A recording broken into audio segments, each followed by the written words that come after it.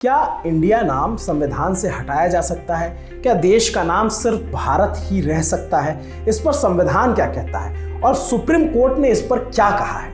पूरे दिन आज और कल से पूरी इसी पर बहस चल रही। अब तक इंडिया का मतलब भारत हुआ करता था, लेकिन सियासी अटकलों में अब मतलब बदल गए हैं और उन अटकलों के आधार पर मोदी सरकार देश का नाम इंडिया कर देगी, इस तरह की चर्चा है। लेकिन ये सिर्फ कयास है, हम पहले बता देते हैं। कहा जा रहा है कि संसद का जो विशेष सत्र बुलाया गया है उसमें देश के नाम से इंडिया को हटाया जा सकता है और सिर्फ भारत ही रहेगा।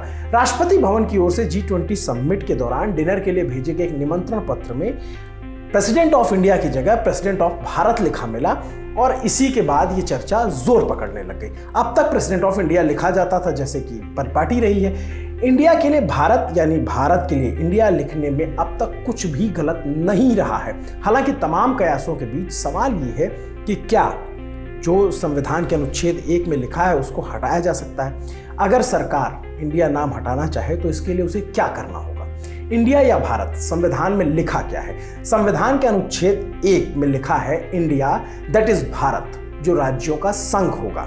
इसका मतलब है कि अनुच्छेद 1 इंडिया और भारत दोनों को मान्यता देता है। ये दोनों ही नाम हमारे ही देश के हैं। भारत के संविधान की प्रस्तावना अंग्रेजी और हिंदी दोनों में है। अंग्रेजी वाले में इंडिया और हिंदी वाले में भारत शब्द का इस्तेमाल हुआ है। इसी तरह हम गवर्नमेंट ऑफ इंडिया कहते हैं, भारत की सरकार भी कहते हैं। अगर केंद्र सरकार देश का नाम सिर्फ भारत करना चाहती है तो उसे अनुच्छेद 1 में संशोधन करना होगा। संविधान का अनुच्छेद 368 संविधान संशोधन की अनुमति देता है। इसके लिए केंद्र सरकार को संसद में एक बिल लाना होगा और उसे बहुमत से पास कराना होगा। कैसा बहुमत? इंडिया टुडे की नलिनी शर्मा की रिपोर्ट के मुताबिक संविधान के कुछ अनुच्छेद में बदलाव के लिए साधारण बहुमत यानी 50% से अधिक की जरूरत होती है। वहीं कुछ अनुच्छेद के संशोधन में 2/3 बहुमत यानी 66% बहुमत की जरूरत होती है। रिपोर्ट के मुताबिक कोई नया राज्य बनाने या राज्यसभा में राज्यों और केंद्र शासित प्रदेशों के लिए सीटों के आवंटन के लिए साधारण बहुमत की जरूरत होती है।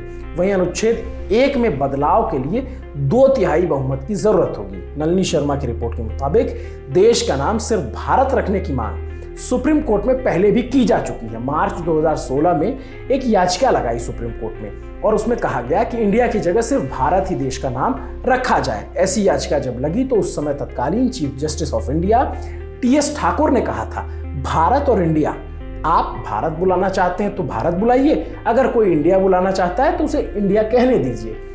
जानी सुप्रीम कोर्ट ने उस याचिका को खारिज कर दिया कि ये एक बेकार की बहस है। 4 साल बाद 2020 में फिर से सुप्रीम कोर्ट में ऐसी ही याचिका दायर हुई।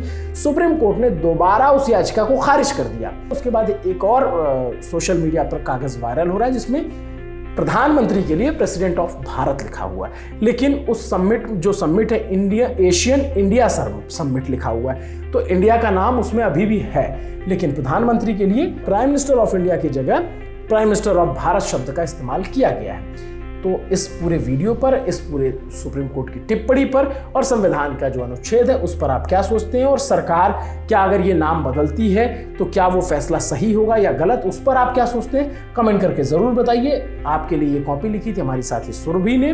मेरा नाम है अभिनव पांडे, मेरे साथ कैमरे के पीछे हैं जतिन गोठवाल। देखते रहिए दी ललन टॉप। शुक्रिया।